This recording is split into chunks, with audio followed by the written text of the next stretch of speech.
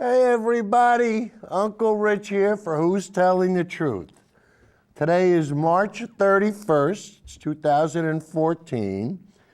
Today's show is called The Good, the Bad, and not the ugly, but the funny. And I tell you, hopefully we're gonna start off with a bang. But guys, remember, tomorrow is April Fool's Day. So before you forget tonight, before you go to sleep, remember, put a rubber band around the squirter at the kitchen sink so that the first person that turns the sink on tomorrow morning, they get bada bing. It's the one day of the year you can do it and get away with it. All right, now listen, today is the last day for Obamacare. That's right, you have to sign up. Well, no, you don't have to sign up by today, but you have to log in by today. If you log in today, you'll get a 2-week extension. And from what I hear, and it's typical, just like your typical Americans, the exchanges are swamped. Oh, and I got some good news. Connecticut Exchange is one of the best in the country. And Connecticut Exchange is so good that Maryland is going to copy and use our software to enroll their people in the next set, which will start, the open enrollment will restart next November. But guys, you still have an opportunity, you know? But, you know, on Who's Telling the Truth, obviously our biggest the thing that we try to do the most, obviously, is tell the truth. That's why we're here, you know, to tell the truth and to make Fox prove what they say. That's why we're here. And guys, you know, sometimes we get things wrong. I mean, even yours truly gets things wrong. As hard as I try to make sure that everything is on the up and up, I make mistakes. But you know what? When you make a mistake, the most important thing is to man up. Right, Joe? Hey, Joe! Oh, there's a new report came out on from the International Panel on Climate Change, and I want to tell you, Uncle Joe ain't going to be happy. But anyway, he kicked me off his website again. But that's all right.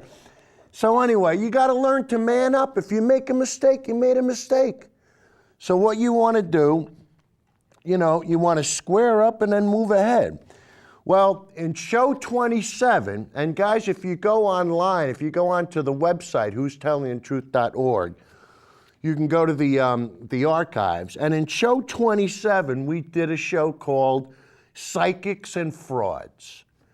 And, you know, in the episode, we showed the amazing Randy, where he offered $1 million challenge.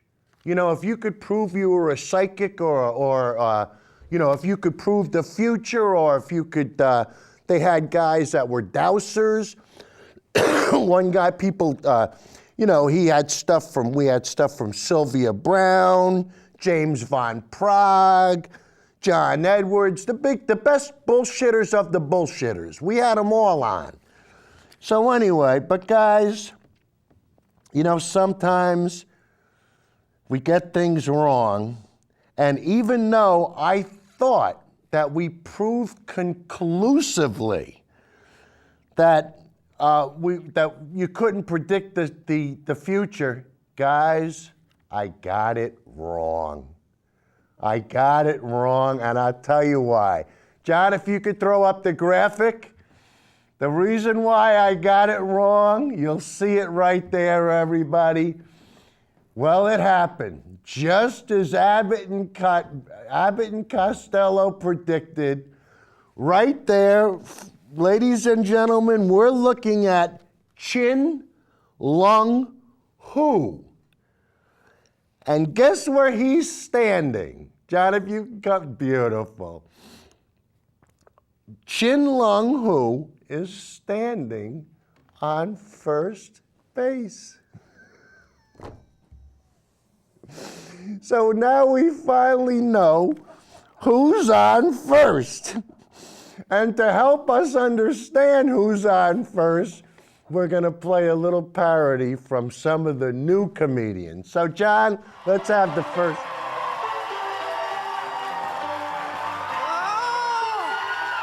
I tell you, Jimmy, you know what I love, Jimmy? I love baseball. When we get to St. Louis, will you tell me the guys' names on the team so when I see them in that big St. Louis ballpark, I'll be able to know those fellas?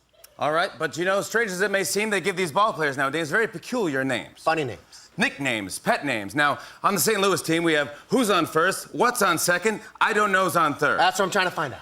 I'm telling you, who's on first, what's on second, I don't know's on third. Do you know the fella's names? Yes. And who's playing first? Yes. I mean the fellow on first base. Who? Fellow playing first base for St. Louis. Who? The guy on first base. Who's on first? Why are you asking me for? I'm not asking you, I'm telling you who is on first. You guys talking about me?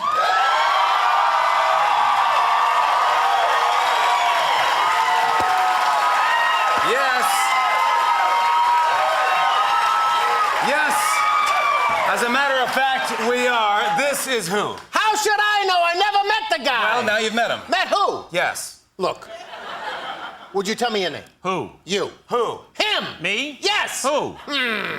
What is your name? No. What's on second? This is who? That's what I'm trying to find out. All right, calm down, will you? Okay, listen. When I say hello to this fella right here, I'm saying hello to who? Hello, nice to meet you. See, now you're starting to get it. Get what? I'm right here. And who are you? I'm who? What? Yes? Who's this fella? No, who is that fella? I am who? Who am I? How am I supposed to know? What's your name? No, what is his name? I'm not asking you what his name is. I'm asking you, who is this fella right here? That's right. But what's his name? What is my name? You don't know your name. Of course I do. Well, then tell me. What? Your name. What? What's wrong with this guy? Who? What? Yes? Oh, I think he's got a hearing problem. Who? What? Yes? Look. Can't you see I'm talking to him? Who? What? Who? What? Who? What? Who? What? Boys, settle down. Now then, I'm glad that's all cleared up. He's who and what's his name? I don't know! All right, gentlemen, I couldn't help overhearing your conversation.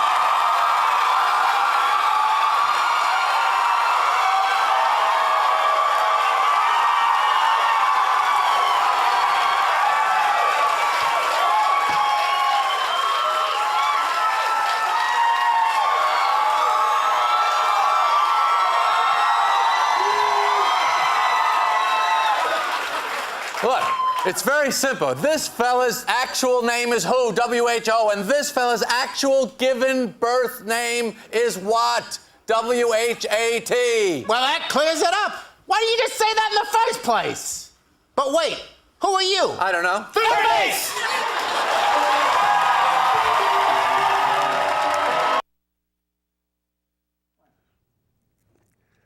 Guys, I had to do it. I mean, now what I want to thank, Sid Almedia. Sid sent that in on Facebook, and I told him, I said, I'm going to use it. And Sid, the best of luck with your new baby. He's got a new baby boy. And so anyway, guys, if anything you want, for me to try to get on the show, you can put it on the Facebook link, and we're working on everything, so bear with us because, when it comes to some of these social things, we're not that good. But anyway, on tonight's show, what we're going to talk about is renewable energy, and we're in different countries. First, we're going to start in Germany.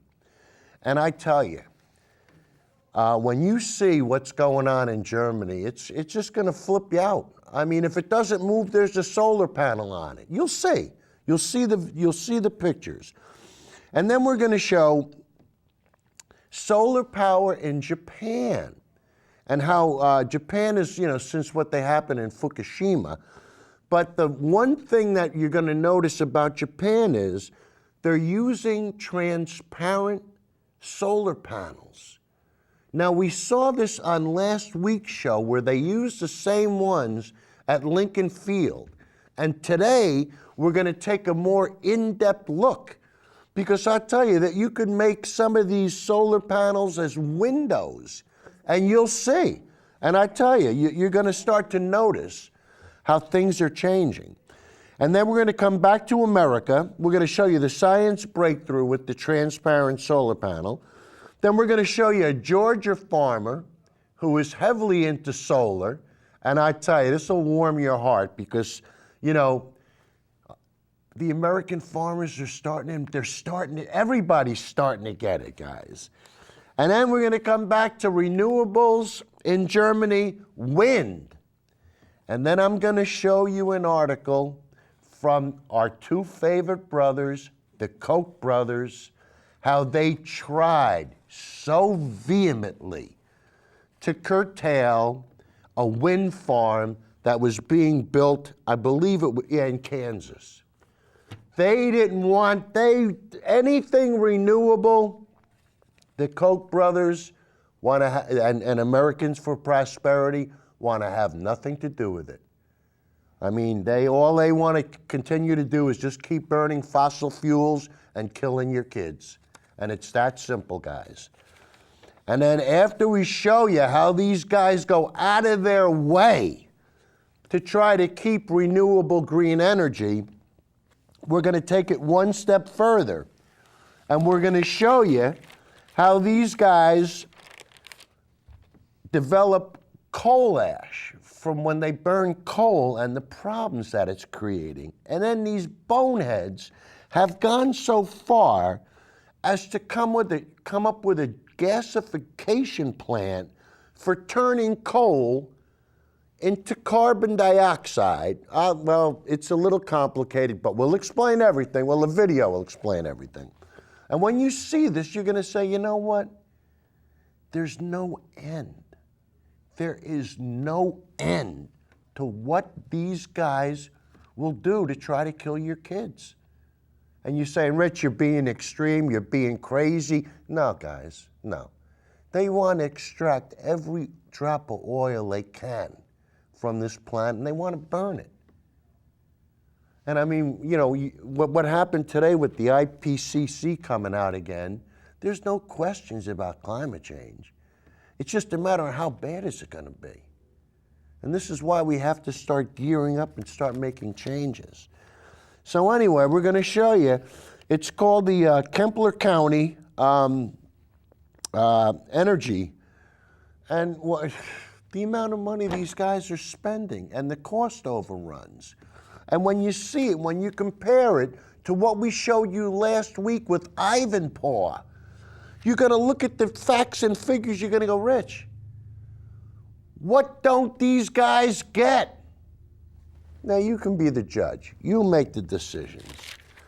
All right, so anyway, hopefully at the end we have something from Rachel Maddow. We're going to try to show you, but it all depends on the time. So let's stop playing games. Let's go take a look at Germany. We're going to show you the renewable energy in Germany. And guys, what I want you to do is, when you see the windmills, there's about a minute into the video, you're going to see windmills, like 5 or 6 windmills. At that point in the video, take a look at the roofs. Take a look at every roof in that village. If it doesn't move, it's got a solar panel on it. John, let's watch the first video. Hit it.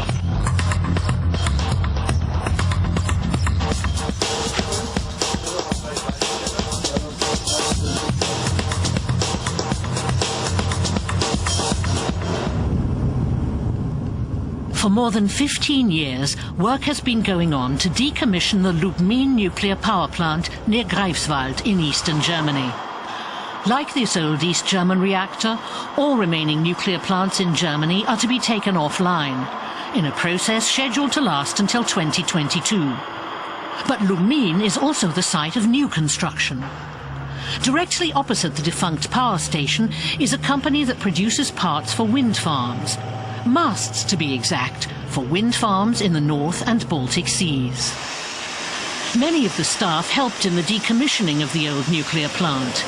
Now they're working for the electricity production of the future. And that energy will be generated sustainably from solar and wind energy and biomass. Clean, environmentally friendly and safe, a lesson hammered home by the nuclear disaster in Fukushima, Japan. Around 20% of electricity is already being derived from renewable sources, And the aim is to increase that share to 80% by 2050. For an industrial nation such as Germany, competing on the global market and making the energy switchover represents a huge challenge, as well as a great opportunity for progress.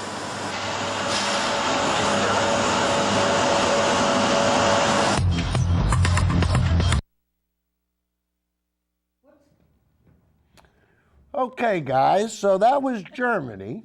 Now we're going to take it a step closer, and we're going to show you a solar farm in Georgia. And you're going to see that this is starting to come home. It's starting to come to America. So, John, let's do the next clip. Let's watch solar in Georgia. As you may have seen a couple of weeks ago on the show, farmer and entrepreneur Trey Pippin put in a solar farm on his pecan orchard to offset the rising energy costs on his farm. Well, this week, the Monitor's Ryan Nakan once again shows us a farm family using a solar energy to power their operation and demonstrate to others in agriculture what they hope will be the future in farming. As you can imagine, running this chicken house takes a lot of energy. But what if I told you there's a way you could produce enough energy to run 6 chicken houses and still have power left over to operate 2 more? In the hills of Calhoun, Georgia, sits Haven Farm. And since the 1970s, Brian Krogan and his family have ridden the wave of the poultry industry, which means they've also ridden the wave of the energy industry. But long ago, Brian dreamed of having renewable energy on his farm, a dream he got from his many trips out west. I fell in love with the West. So once I fell in love with it, I've been back to it several times, and I've seen the wind energy grow out there. I've seen those people with a vision and a vibrancy to invest into, whether it be wind energy or whether it be solar. That's what got me really hooked on the solar energy. So with his newfound love for solar energy, he sought ways to harvest the sun's rays on his farm. With the price of constructing a solar farm too high for him to reach alone, he knew he needed help.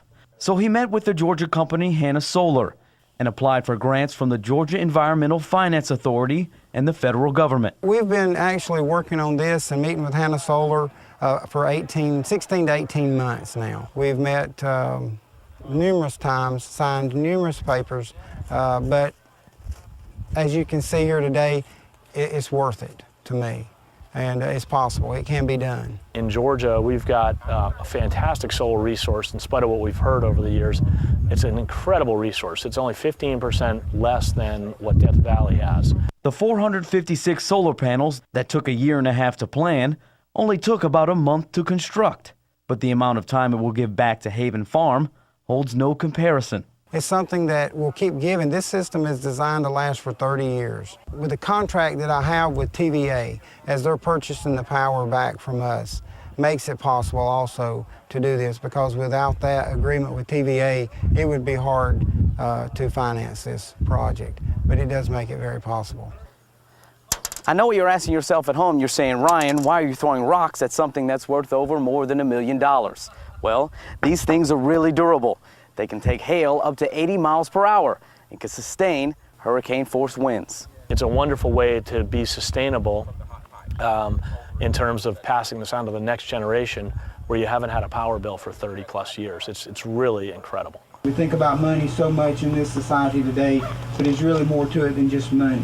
Whether it be with our cows or whether it be with our poultry or whether it be with the land, that's our desire, is to be a good steward. And we feel like here, by doing this, we're being a part of that good stewardship here, and that's our desire. A desire that will shine light on how agriculture and renewable energies will always be side by side. For the Georgia Farm Monitor, I'm Ryan Nakan.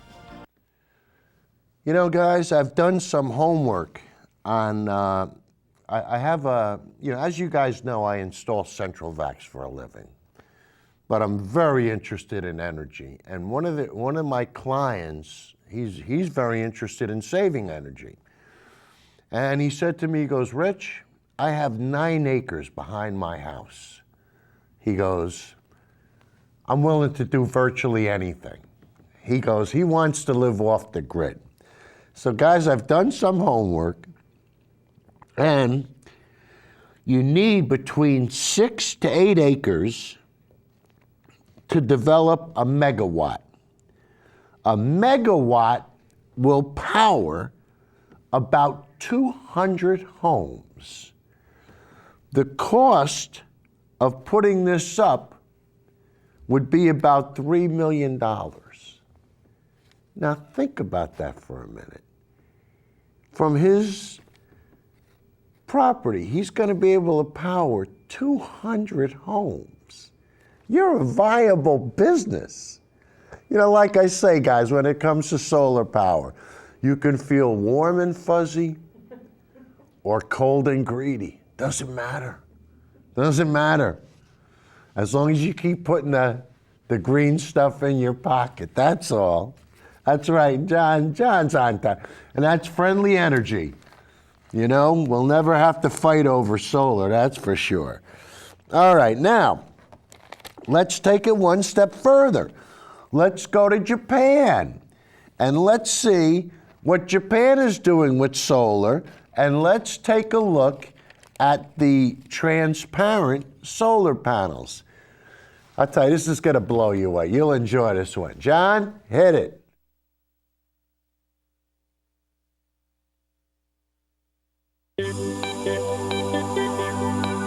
Solar power technology lets us turn the sun's energy into electricity.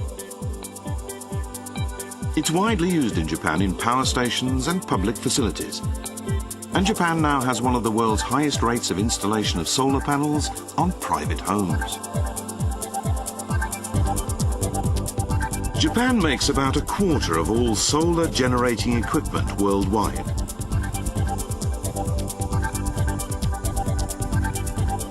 And Japanese manufacturers have developed some of the most advanced solar technology. Thanks to lightweight, compact panels with high energy conversion efficiency, many more products can now be solar powered.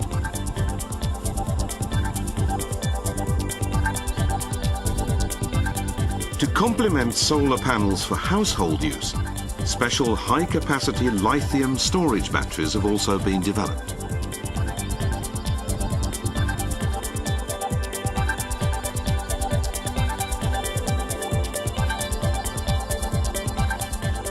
Previously, solar energy could only be stored using complex advanced equipment. This new world-leading technology allows any household to store energy generated during the day to provide power at night.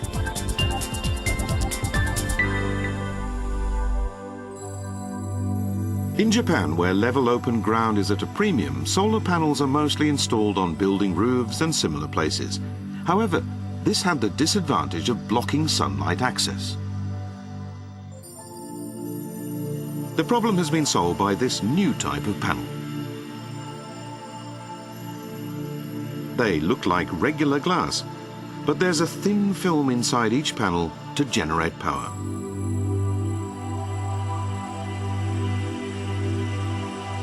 These semi-transparent panels let sunlight pass through to illuminate the room underneath, at the same time as they convert it into power. And since they also cut 85% of the sun's heat, the building interior stays cool.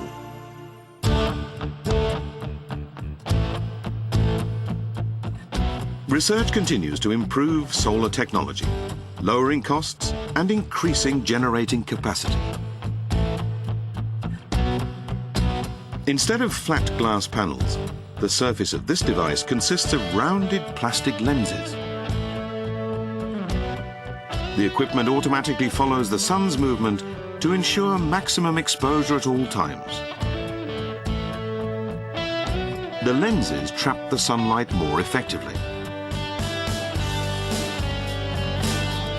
By intensifying the light, the lenses increase the solar power conversion efficiency by 3 to 4 times.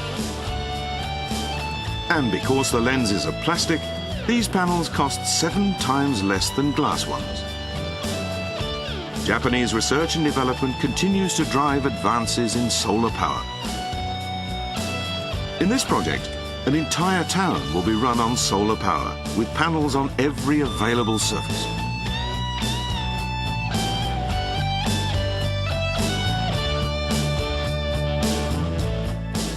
Solar power is spreading fast, bringing with it a new age of renewable energy.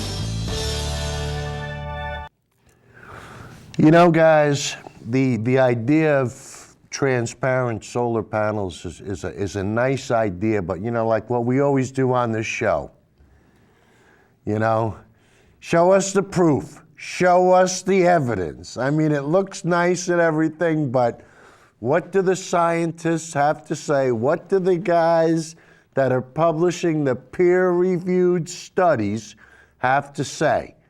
So the next clip, we're going to show you some scientists, and the one guy's name is Yang Yang. And I have to get a little kick in here because, you know, it reminds me of, you know, I didn't tell you guys, but the guy, the Chinese baseball player, Chin Lung Hu, who's on first base, he actually plays for the Cleveland Indians. He's had 176 at-bats, 18 RBIs, and 2 home runs. Atta boy, who?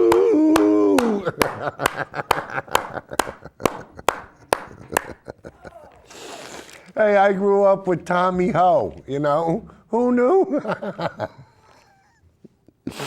All right, where were we? Oh, the science breakthrough. Okay, so here we go. All right, John, we're gonna roll this next clip and you're gonna see a couple of renowned scientists. They're gonna explain how transparent solar panels work. John, hit it. Imagine if your windows didn't just give you a view of the outside world, but also functioned as solar panels, generating electricity for your appliances and home electronics. A recent paper in ACS Nano described technology that could do just that, and it's made headlines in Time Magazine, Slate, NPR, and more. This is Breakthrough Science, ACS Journals in the News.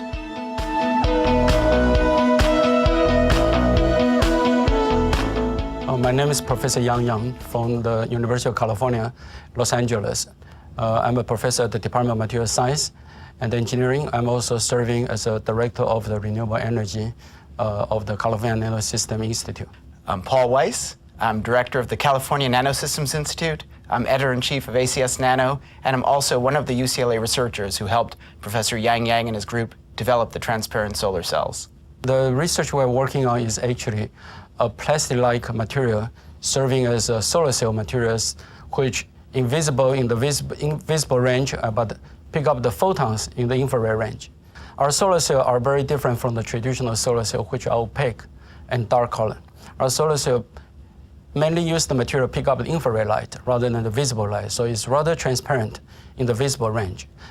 Therefore, it can be used in different applications than the traditional solar cells. The material is actually plastic-like materials, so potentially it can be produced in large quantity and low cost. The advantages of these materials are they're easy to manufacture and thus economical. One of the guiding principles in developing both the windows and the materials in Professor Yang's group was to use common and earth-abundant materials so that these could ultimately be made in quantity. We hope in a few years that these materials will be everywhere on windows around the world, collecting energy while we're able to use those windows for their normal purpose, being able to see through them. We also hope that the solar cells work on devices where we can look at the displays with the visible light, but at the same time, the solar cells are collecting the infrared radiation that we don't see. I was doubly pleased with this work, both to participate in the science, but also for all the attention that it's gotten, both for UCLA and for ACS Nano. It's been picked up by a number of radio shows on NPR, magazines, newspapers, ABC News, and it's really caught attention of people around the world for the possibilities that might come into play over the next few years.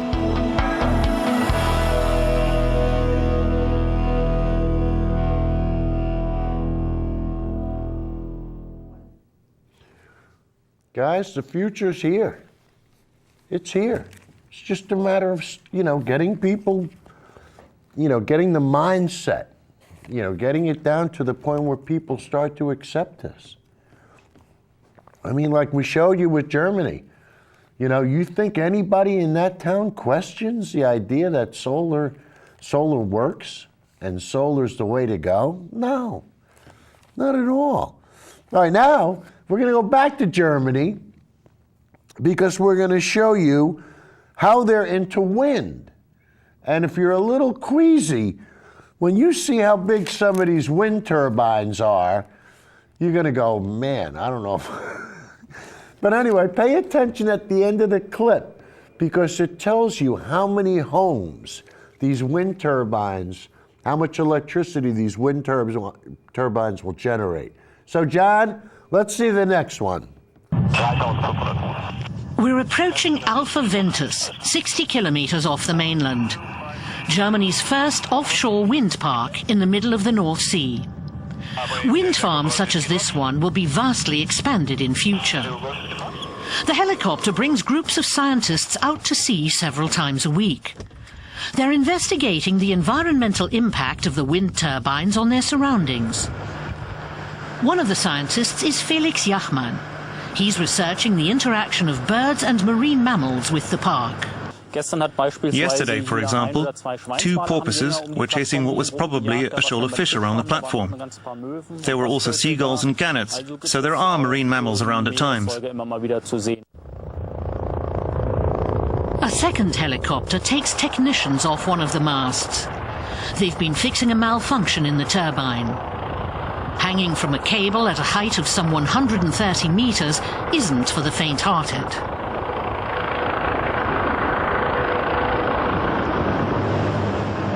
After several years of construction, Alpha Ventus is now online. Its 12 wind turbines supply power to around 50,000 homes. All right, so guys, we could see how viable wind energy is and how beneficial it is. Well, John, can you put up the still now? There we go. Guys, this is from Climate Progress, and this is the Kansas House rejects the Koch-backed push to kill clean energy law. And I'm going to read this story to you. And guys, this drives me nuts because this is one of those double negatives. And I hate stuff like this, but we're dealing with the Koch brothers, so this is what you get. And I'm going to quote this. This was written by Kylie Crow, and it was written on March 26th. A bipartisan group of Kansas state representatives voted on Wednesday to reject a bill that sought to repeal the state's Renewable Portfolio Standard, the RPS, just one day after the Senate approved the measure. What?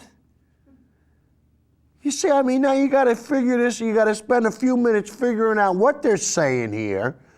And, you know, with the they drive me nuts. But the repeal effort was backed by powerful interests, including Americans for Prosperity, the Tea Party, from those wonderful folks that bring us the tea parties.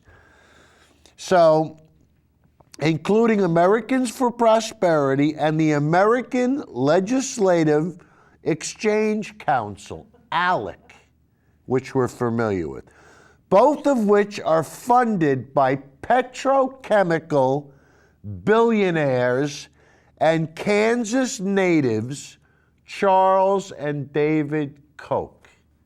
Isn't that nice of these guys? They would rather have us burn fossil fuels to kill our kids than put up wind turbines. Aren't they nice? Well, wait, we got some more stuff for these guys tonight.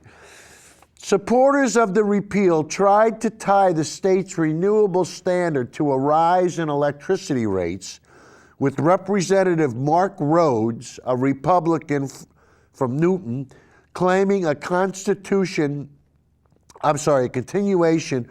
the RPS in Kansas would lead to 40% increases to the electrical rates of your constituents that the Topeka Capital Journal reported.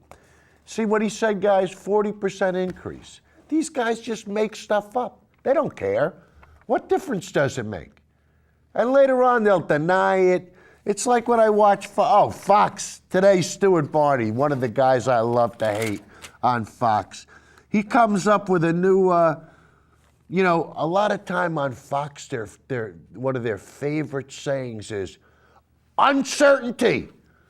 We can't deal with uncertainty. Well, today he came up with a new little bit of a twist, and he came up with unanswered questions. And I said, Stuart, nice job. You must be listening to that fat guy that we had on, what's his name, Lunch? The guy that changes the words around so that instead of calling a sharpshooter, you call him a sniper. No, instead of calling a sniper, you call him a sharpshooter.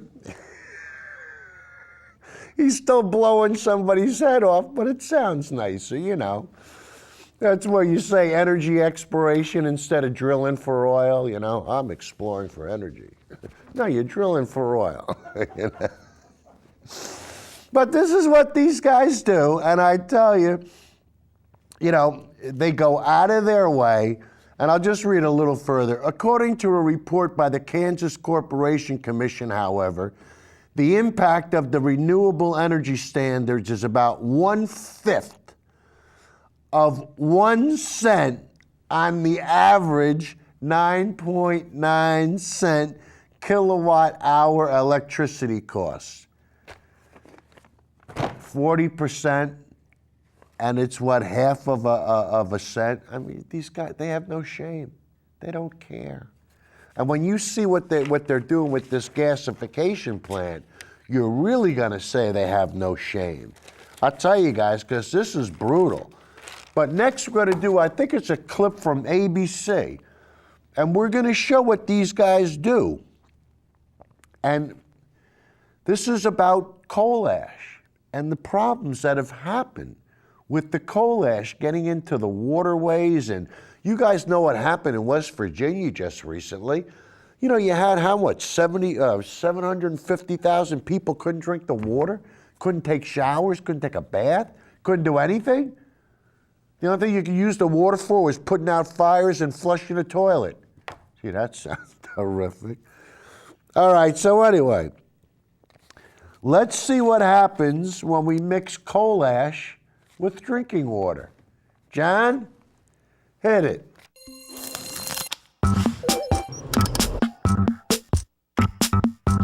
Hey, Sam here, Chief Answer Guy at Southern Company. So there's an old saying people often use about businesses that have, well, been around a while. They say, you can't teach an old dog new tricks. Well, Southern Company is over 100 years old. That's like 700 in dog years. And we haven't slowed down a bit. In fact, our energy innovations continue to keep us way ahead of the curve, like finding eco-friendly ways to use abundant, low-cost lignite coal in Kemper County, Mississippi. Our revolutionary process is designed to convert coal to gas while capturing at least 65% of the carbon dioxide emissions. It's expected to bring a coal plant's carbon emissions down to the level of a natural gas plant. And how's this for an old dog? The captured CO2 will be used to extract another American natural resource, oil. That's 21st century coal for you. Working along with nuclear, natural gas, and renewables like wind, solar, and biomass to give our customers exactly what they demand: a clean, safe, reliable, and affordable energy future, which is nothing to shake a stick at. Good dog.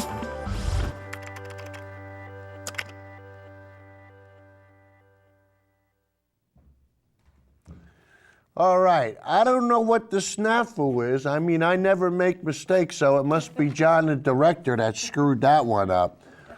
But we were supposed to have the coal ash, and I don't know what happened, guys. But that was Sam from Southern Company.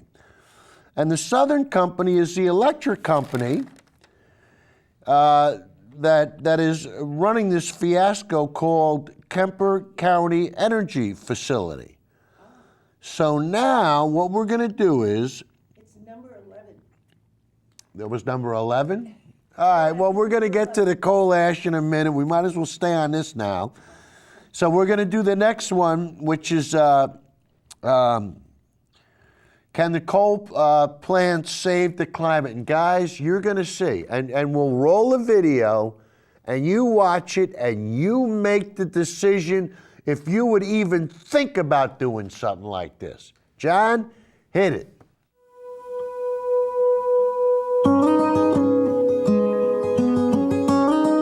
Here, a key test of Barack Obama's climate plan is under construction. Behind us, through the trees, and behind the cars, and through the fog, is the Kemper County Energy Facility.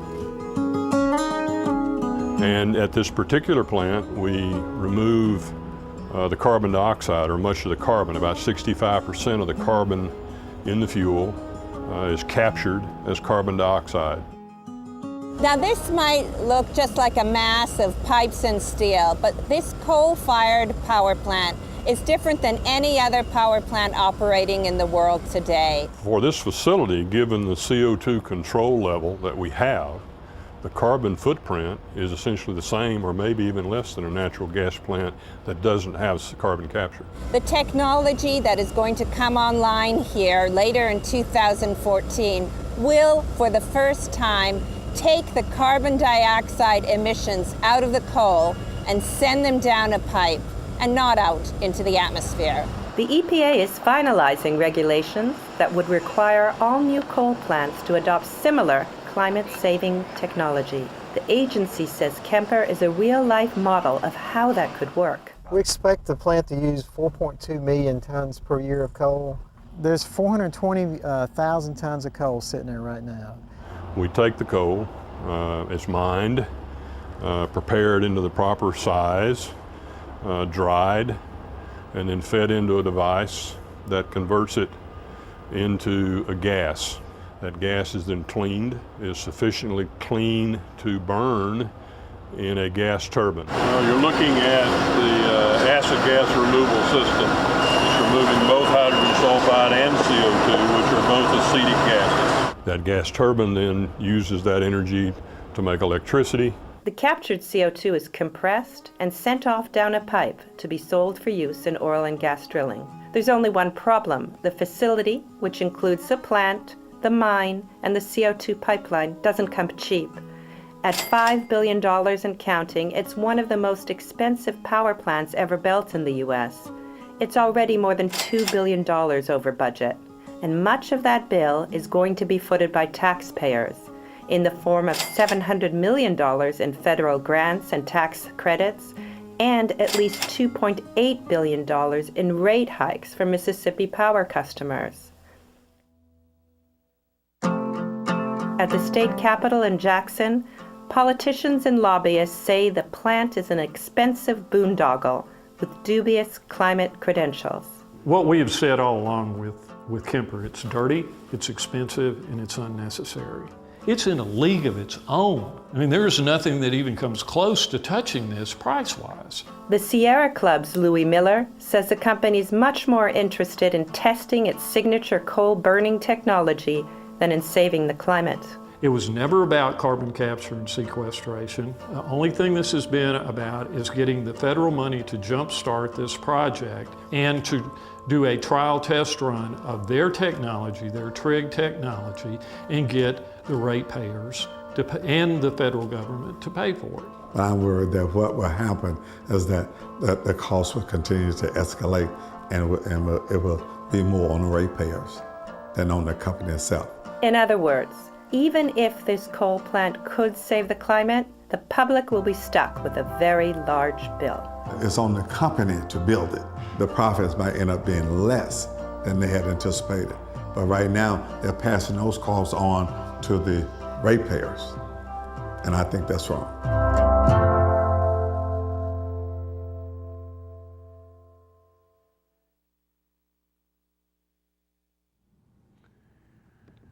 Guys, you know, you saw it. I mean, why in the world? Now, last week we showed you Ivanpah. And Ivanpah, and if we can get the graphic up, Ivanpah created, cost 2.2. Now look at this. All right, Ivanpah cost $2.2 billion to create, and it created 392 megawatts of electricity. All right? Now, for the Kemper County Energy Facility, they're going to create 582 megawatts, but their cost is going to come in at $5 billion. So, I mean, they're already $2 billion overrun, plus they've got the cost that they still have to buy the coal, plus they still have the extraneous costs that even though they're taking out 65% of the carbon dioxide, that means they're still putting 35% in the air, doesn't it? And now they want to take the carbon dioxide and put it into old oil wells so they can take every drop of oil out of these wells so they can burn the fossil fuel, make more money off of that, and try to kill your kids at the same time. And then who's going to pay for this? Not the shareholders. No, the shareholders don't pay for nothing. The citizens of the state of Mississippi pay for it. And how do they pay for it? In rate hikes. So here we go. The 1%, the Koch brothers and their friends, robbing the common, the middle class, the common folk, robbing us blind. Why? So they could come up with a boondoggle like this, like they have here. I mean, this is such a joke. All right, guys, the next thing we're going to do is we're going to show you a doctor from Mississippi. And we're going to show you how, theoretically, they had the best intentions. They really did. But what happens is when you let greed get involved with common decisions, those common decisions go awry. So John, let's play the next clip, and you're going to see what's happened to the people in the town and how it's affected everybody.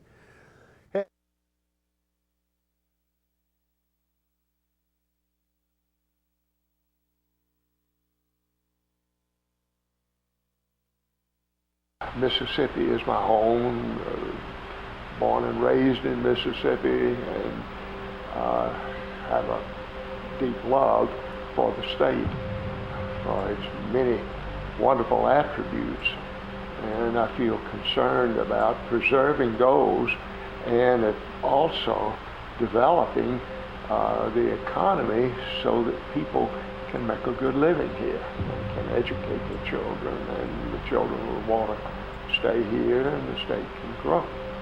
So that's my interest. Mississippi Power is wholly owned by the Southern Company. It has to justify what it's doing to the shareholders of the Southern Company. Plus, by the way things are structured, it's making money. Every time it spends $1 building that plant, it's getting a 10% annual return on its expenditures, which is a reverse incentive.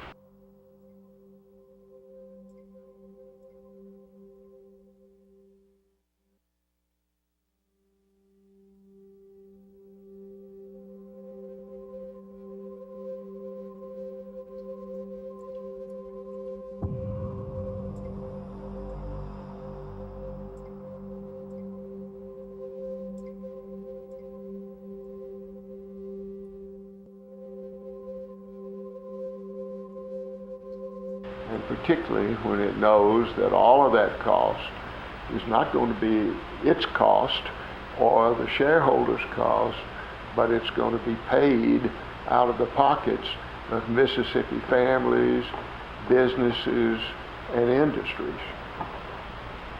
And so the obvious question is, what can be done about it? If people wake up and want something done about it, who and what can be done. As far as the Kemper County plant, at the time it was conceived, when they were first beginning to think about building it, it was a very justifiable thing. The sad thing is not so much the thinking that went into the original decision. I think it's going to be sad when people begin to feel the negative impact by these poor decisions that are being made now. And then the ripple effect from that is that our competitive advantage that we've had in Mississippi, which includes a moderate rate of electric power, in fact one of the lower ones in the country, is being eroded by this, and it will affect the entire state in its competitiveness. Guys, I don't know what, it gets to the point where you start to say, you gotta be kidding me. You guys pissed away all this money on this crap for what? For what? So that you could try to get every last drop of oil out of the ground? Is that why you're doing it? I mean, all the money, you know how many solar farms you could have put up? You could have put up 3 more Ivanpahs for the money you spent on this crap. Never mind that, what about the extraneous costs? What about all the kids that are gonna have asthma? And they're gonna have all kinds of breathing diseases. And look, obviously you don't care about them, But we're gonna take this one more step further.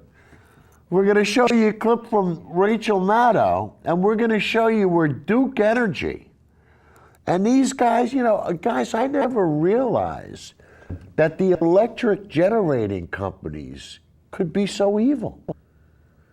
And I mean, they do it for a reason, for profit. But that's the wrong reason. I mean, it really is.